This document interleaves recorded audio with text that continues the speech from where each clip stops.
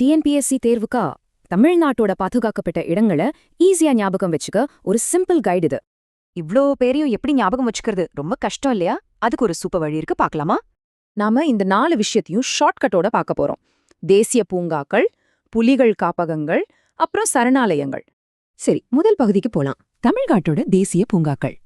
தமிழ்நாட்டுல மொத்தம் 5 தேசிய பூங்காக்கள் இருக்கு. அது என்னென்னு பாத்துடலாம் வாங்க. இதோ பாருங்க, இதுதான் அந்த 5 பூங்காக்களோட லிஸ்ட். இத மனப்பாடம் பண்ண ஒரு ஈஸி வழி இருக்கு. இந்த ஒரு வாக்கியத்தை மட்டும் ஞாபகம் வச்சுக்கோங்க. இதுல தான் அந்த 5 பேருமே அடங்கியிருக்கு. முதல்ல ஆனை, இது ஆனைமலை தேசிய பூங்காவை குறிக்குது. அடுத்தது முதுமயில், இது நீலகிரியில இருக்கிற முதுமலை தேசிய பூங்கா. முக்குருத்தி, இதுவும் நீலகிரியில் உள்ள முக்குருத்தி தேசிய பூங்கா தான்.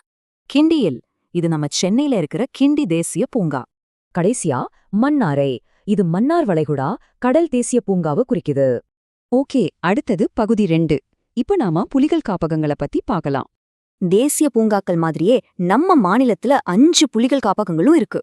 இதுக்கும் ஒரு செம்ம ஷார்ட்கட் வாக்கியம் இருக்கு. இத ஞாபகம் வச்சுக்கிட்டா போதும். பாத்தீங்களா, ஒவ்வொரு வார்த்தையும் ஒரு புலிகள் காப்பகத்தோட பேரா இருக்கு. அடுத்து நம்ம பார்க்க போறது வனவிலங்கு சரணாலயங்கள். இத சில குரூப்பா பிரிச்சுக்கலாம். முதல்ல ஸ்பெஷல் விலங்குகளுக்கான சரணாலயங்கள். இந்த ஷார்ட்கட்டை பாருங்க. இதுல பாருங்க, ஒவ்வொரு இடமும் அதோட ஸ்பெஷல் விலங்கோட பேரா வருது. இந்த கடவூர் சரணாலயம் இருக்கே, இது தேவாங்கிற்காக உருவாக்கப்பட்ட இந்தியாவோட முதல் சரணாலயம். மத்த சரணாலயங்களை ஞாபகம் வச்சுக்க காவேரி ஆறு, குடைக்கானல் மலைன்னு சம்பந்தப்படுத்தி படிங்க. கடைசியா பறவைகள் சரணாலயங்கள். இதுக்கும் ஒரு சின்ன ட்ரிக் இருக்கு. இதுக்கு ஒரு சூப்பர் ஐடியா.